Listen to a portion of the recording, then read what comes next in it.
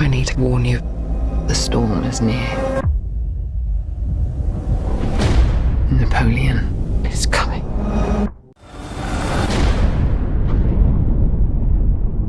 I'm not built like other men.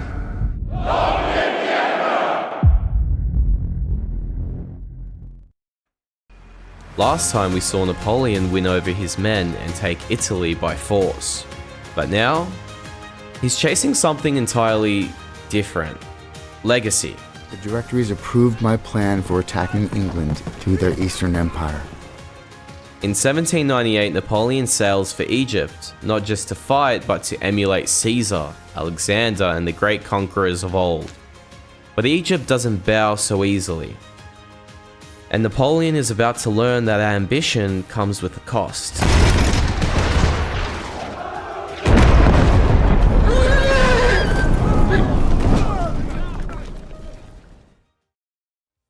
Welcome back to Phoenix Histories, where we follow the real, raw, mythic rise of history's most daring underdogs. So, like, subscribe, and turn on all notifications because destiny is about to get complicated for Napoleon.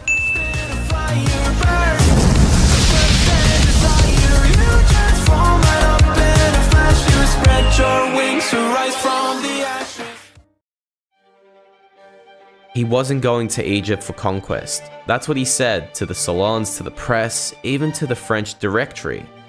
It's going to be a peaceful journey, a scientific expedition. He even packed 125 books, a printing press, telescopes, and a team of mathematicians. But beneath the idealism was something else, a secret, a hunger. Because in his private quarters, Napoleon Bonaparte was reading Julius Caesar's histories. He was dreaming of Alexander the Great, reading up on him. And by the time his ships reached Alexandria, he wasn't carrying peace, he was chasing immortality.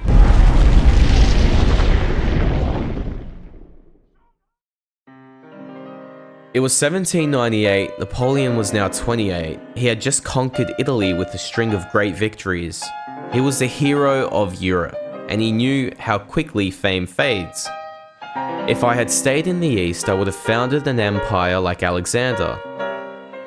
So while the Directory feared his popularity at this stage and sought to push him away from Paris, Napoleon saw his opening. He proposed something radical. Invade Egypt. Well, why? Because Egypt was the gateway to India, and India was the spine of British power, who had been a thorn for France's prosperity for a long time. If he could break the British Empire and carve a legend of his own, he would not be forgotten. Napoleon was secretly appointed commander of the army of Egypt on March 5th, 1798. He had just 11 weeks to prepare an army of nearly 40,000 men, 280 ships, and enough supplies to sustain a continent-crossing force.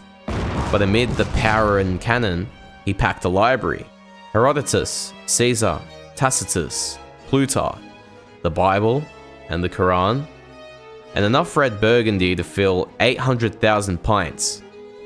This was not just a war, it represented much more than that. It's about legacy. And so he sailed. He didn't speak of conquest though.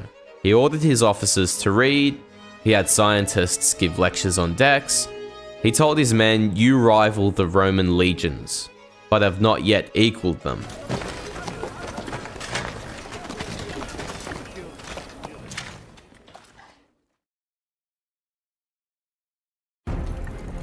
On June 10th, the fleet would reach Malta, the ancient Crusader stronghold. The Knights of St. John, broken by years of division and corruption, surrendered in just 6 days. Napoleon reformed the island overnight, abolished feudalism, introduced street lighting, a postal system, education, freed prisoners, abolished slavery, and plundered the treasury for gold and maps of Bengal. To his men, it was a triumph, but it wasn't the destination, just a reminder of the empires he would replace.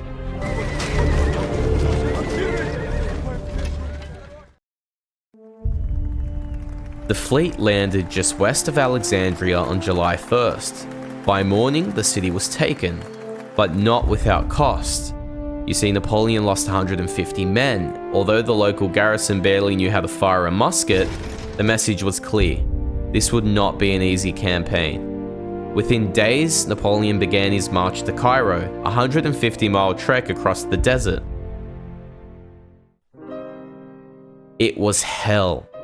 Flies, heat, blinding sun, water sold for gold in its weight, and he had to drag cannons across the sand.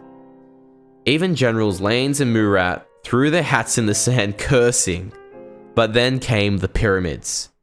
Facing him, 6,000 Mamluks on horseback, 54,000 irregulars. Napoleon's men formed 5 massive infantry squares with artillery at the corners, a tactic adapted for the open desert. He turned to his men, pointed towards the ancient stones in the distance and said to them, "Soldiers, from the top of these pyramids, 40 centuries look down upon you." The Mamluks charged. They were magnificent. Glittering armor, curved blades, dazzling horses. But the French held firm. They fired volley after volley at 10 paces. When the Mamluks fell, they fell in heaps. Many jumped into the Nile to escape, only to be gunned down in the water. The battle only lasted 2 hours. Napoleon's forces lost around 300 men. The Mamluks? Thousands. And with them all of Cairo. Napoleon entered Cairo on July 22nd, 1798. He set up a new government, created local councils, introducing printing presses, street cleaning, taxation, and public hospitals. He tried to learn Islam. He praised the Quran and even joked about converting. He wasn't just conquering land, he saw a potential for a new power base in the east. But glory comes with a cost. On August 1st, while Napoleon rested in Cairo, Admiral Nelson of the British fleet found the French fleet at Aboukir Bay and destroyed it.